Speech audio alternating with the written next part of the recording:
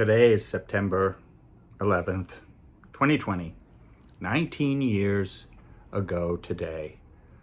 Yeah, and you know where you were, don't you? If you're over, what do we say? What should we say? 23? 3 and 4-year-olds probably have some memories of it. That's not too young. I was 4, I guess, when John Kennedy was assassinated, and I absolutely have memories of that. So anybody over 23 or 24, I'm going to imagine remembers exactly where they were that day. Memory is funny that way, right? You know, like, what did you have for lunch yesterday? Tuna. What happened 19 years ago? Wow. I have memories of that day, like we all do. But I'm going to say a lot of you have much more firm, realistic memories than I do, meaning you got the big picture. You knew everything was going on. I did not have that that day. I have friends that have much more horrendous stories, horrific stories.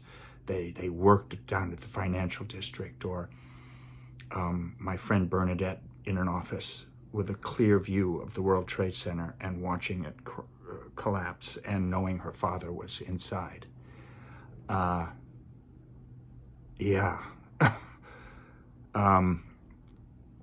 I was in New York City, so the reason I thought I'd just share my memories is I'm gonna give you a view of what things were like without being at ground zero, but still being close enough to be affected by it. I'm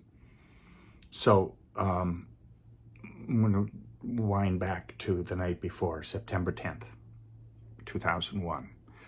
I had a show running in the Village called Indigo Rat. That I had written with Bobby Pico. And we'd already had one version of it, and this was a revised version, and it had already won all these awards, and so we were really optimistic that this could move on from the Village. We were in Rose's turn at that time. And so that Monday, September 10th, was the final performance of that version that we were then going to bring further on, or that was the hope and the idea. He was going to Italy the next morning. So it was a beautiful night, and we were standing on the corner of Grove Street and 7th Avenue, as we had done countless times in the past. But right there, you could get an unobstructed view of World Trade Center at night. And so there it was, all the lights, all the windows lit up. And we were talking about our plans and our dreams for that show. And full of optimism and positive feelings. And then we went our separate ways. And the next morning, he called me at 8 something in the morning. I don't remember all, when I say I have these strong memories, I do have these detailed strong memories, but then other things are sort of a blur, times, and even a little bit of the chronology of when things happened. But he called me at early that morning, around 8 something, and I knew something was up because I forgot he was going to Italy that morning. And so for him to be up at that hour, I was like, wow, that's really something unusual. So he called me and he said, did you hear about the World Trade Center? And I said, what? He goes, a plane hit it. I said, oh, really? That's kind of unusual. So I turned on the television and I thought, wow, look at that hole. I thought it was a little Piper Cub, a little private plane, personal plane, that somehow made a terrible error and flew into the Trade Center. My friend Tad was walking down one of the avenues and saw that first plane go right down over the avenue and slam into it. Well, I hadn't talked to him that morning, so I knew none of that. But we were talking that morning and still on the phone, mostly about Italy and what he was going to do and how the night before went. And all of a sudden, the second plane hit. And see what I'm doing now? That's what I did right then. And so did he. Dead silence on the phone. And I remember him saying to me, "Did you see that?" I was like, "Yeah. What's going on?" I'm not embarrassed because, you're struggling for answers. You're trying to what is this? What am I looking at? And I said, "Oh my God, I think the air traffic control at JFK, there's something wrong. And there's something wrong with their navigation system and sending planes into buildings." That was what I thought. Because I couldn't imagine. It just wasn't in my thinking. And he said, "I think we're under attack." Oh, wow. And so I said, "You know what? I'm going to go down there." So we hung up the phone. I think at that point, I'm wondering now if he still thought he was going to go to Italy. That, of course, didn't happen. But I went downstairs and I went, so again, now the timing, I'm just not sure, but I can just tell you what happened in my experience of what was going on. There was a deli across the street owned by some Palestinians, and I went in there and they were like, "Have you seen what's going on?" "Yeah, no, yeah." And they said, "No, but have you seen that the first tower collapsed?" "What? Collapsed? No, that's not possible." So I got my coffee and I went to the East River and I started walking down.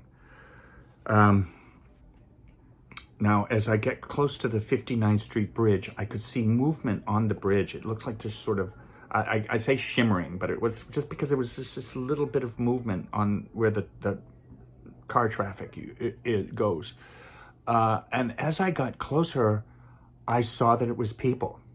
It was hundreds and hundreds of thousands of people maybe walking across the bridge, going home to Queens, getting out of Manhattan like refugees.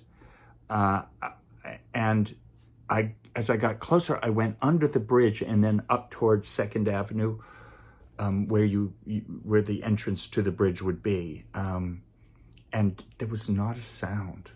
Nobody was chattering. Nobody was crying. Nobody was saying anything. It was just dead silence of these thousands of people. And then suddenly, from somewhere, a building nearby, Amazing Grace on a trumpet, just a solo trumpet.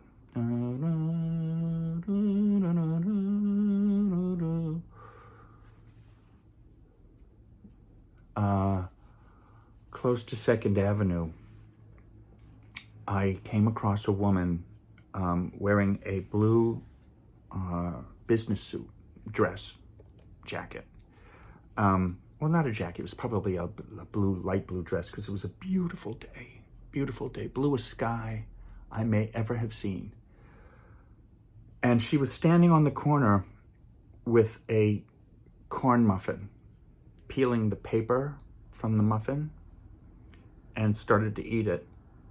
And she was covered with cement dust from head to toe, completely covered. Even her face had streaks of dust on it. And she's just in shock, eating that muffin. I went back to the East River and started down the walkway. And I'm assuming that's when the second tower fell, because the plume of smoke and dust and everything just was massive, rising above the city.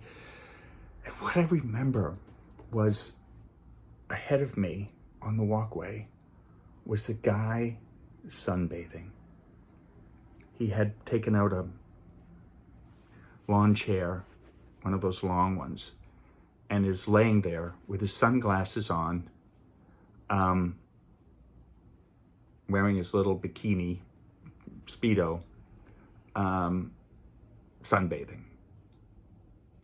While behind him is this massive plume of smoke and dust. I remember being strangely upset by that. Like, I just wanted to smack him. You know what it said to me? It was somebody are you so closed off to life and experiences and reality that you can even ignore this? But then again, as years have passed, I've thought, well, I can't judge him. I'm not a mind reader. I don't know what he was thinking. Maybe this is how he dealt with it. Who knows? Maybe he had somebody that he knew was in that building and he just couldn't face it. But whatever it was just a jarring sight to see. And then I passed him and I look out into the river, the East River, and you know those black cormorants, those birds that go fishing? There was just a single bird, a cormorant in the river fishing. He too just couldn't care less. And even in the middle of all that, it was sort of a strangely comforting sight, that life was still happening and going on in the midst of this. Now, when I say in the midst of this, maybe like the sunbathing guy in the Cormorant, I had no idea what was happening. All these plumes of smoke and everything. I didn't know any second tower fell. I had no idea. I was excited. Joyful's too strong a word, but I was excited. I knew something big was happening, and I knew I was right there. I wasn't close enough to be affected like some of my friends were, but I was close enough to feel like I was in the middle of something. That expression, the fog of war, that's really what was going on, because as far as I could tell, nobody really knew what was going on. I mean,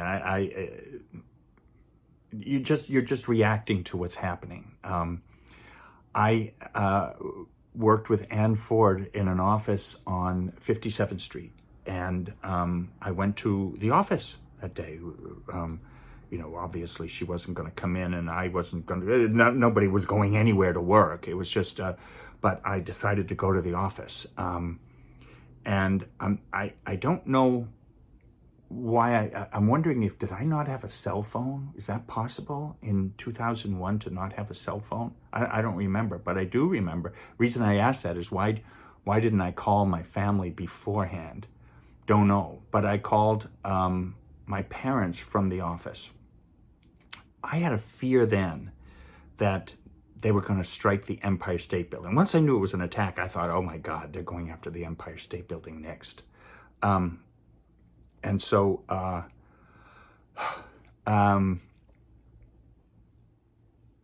called my parents, and my father goes, if you smell gas, get out of there.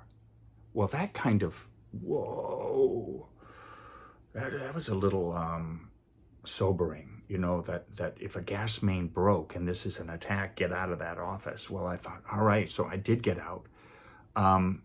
And I thought, well, where's the safest place to go? All surrounded by all these buildings, and Central Park was 2 blocks away. So I went into Central Park, and again, there were sunbathers there in the fields there. I went into an open field and, stood there amongst some of the sunbathers, and people were strolling along, but they were kind of like me, bewildered, like what's going on? But I didn't see panic. I didn't see anything like that. However, suddenly there was a sound of a plane approaching, and the sunbathers sat up, and all the strolling people stopped, froze in their tracks, and I did too. And I remember that, standing there, just frozen, listening to this approaching engine of a plane. And suddenly this military jet comes swooping down out of the sky, right over Central Park, down almost at tree level.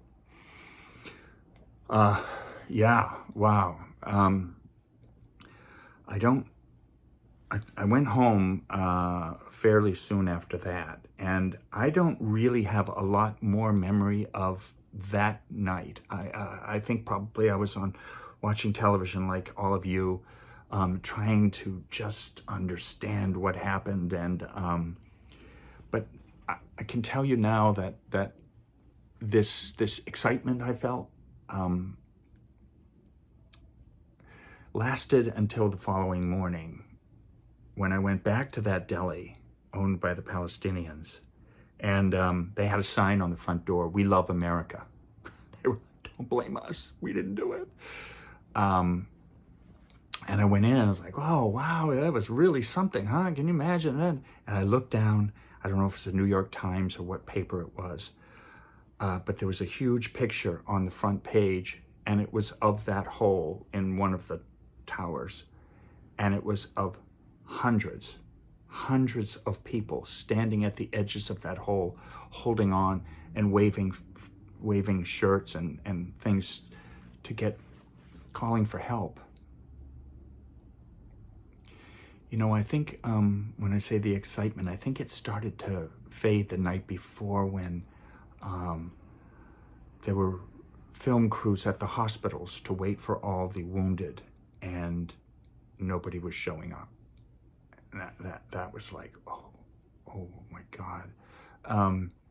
And so, yeah, when I saw that picture, it all really started to hit home.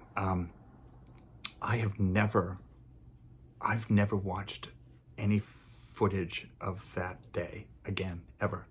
For years, I couldn't even look at a picture of the World Trade Center without fire and smoke coming out of it. I just couldn't stand it. I don't know if I'll ever want to see anything about that. I don't think I do. So, okay, that's the next day.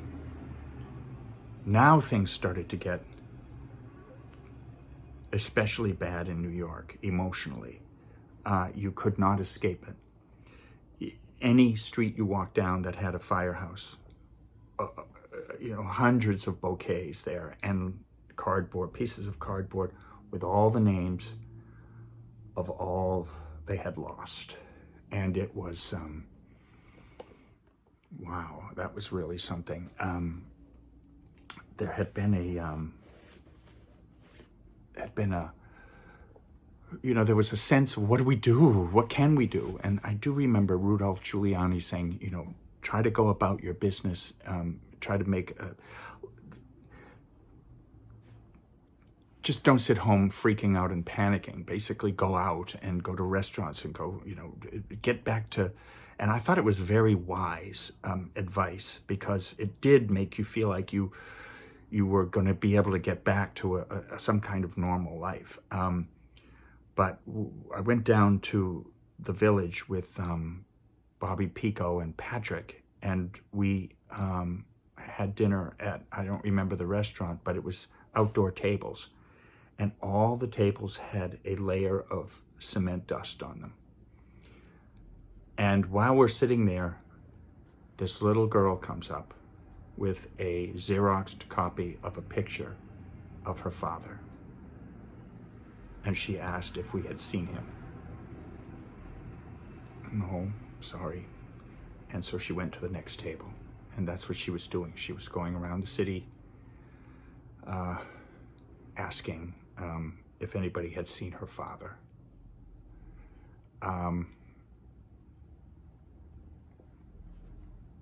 That would have been Wednesday.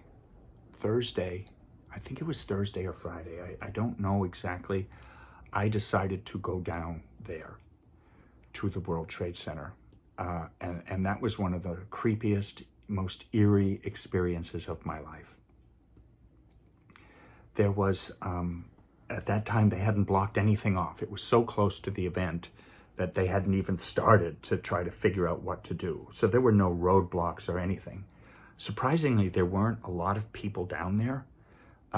So I was where Century 21 is, right around that area, and the Trinity Church, and Fulton Street and Wall Street area, walking around. And as you look down those short streets from Broadway, all you saw was this massive, massive mountain of twisted steel and broken concrete and fires and smoke coming off it, and the smell of that burning, that horrible burning rubber and burning electrical cables and burning everything. The impact of the collapses, the huge dust clouds had come through the streets there, those narrow streets down in the financial district, and they smashed in every window of every store. And I remember walking by a Gap store, clothing store, and all the windows were gone. Anybody could have walked in, but there was no point in going in because there's shattered glass everywhere, but all the clothes were there, still neatly folded or hanging on racks. Just imagine a Gap, with everything the way it normally would be, completely covered with that gray cement dust. Everything, all the clothes. So folded sweater, folded jeans, folded shirts, everything was gray. There's a McDonald's there too, and same thing, all the windows gone and everything covered with that gray dust. That at that point, people could still go down. My friend Bernadette, who thought her father was in there, was down there on that pile of rubble, looking through it, looking for her father. So when would that have been? Would that have been the Wednesday or the Thursday? Whenever it was so close. Again, there were no police cordons or anything like that. So, by the way, her father was not killed. He happened to step out to run an errand when the planes hit.